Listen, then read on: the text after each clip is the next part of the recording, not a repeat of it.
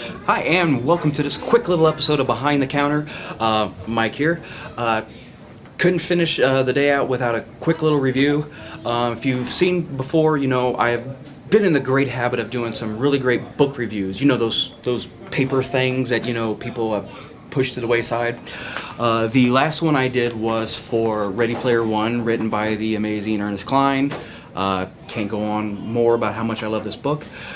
But I finished reading it and it was like, oh, I love this book so much and I really like his style. I can't wait for his next one. Don't have to. Ernest Cline's second book, and wait, listen. See that? For those of you who don't know what that is, this is not only a book, it's a hardback book. We covet these, we love these. These are great things. Hi. Yeah.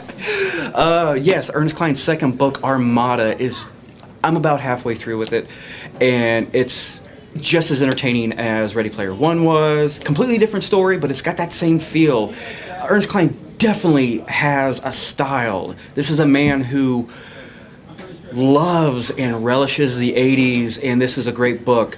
The closest, I think when I talked about Ready Player One, I commented that it reminded me a lot of, it had Matrix tones to it. This one right here, if I had to, gun to my head, give you a little clue as to what you'd be expecting, The Last Starfighter. Seriously, this is a great book. How good was this book? It was so good that I was in the middle of reading this book right here, the behind the scenes of the Back to the Future trilogy. I will finish it. I can't not. It was great. If you're a fan of the movies, that's all three of them. If you're a fan of the movies, you really owe it to yourself to pick up this book.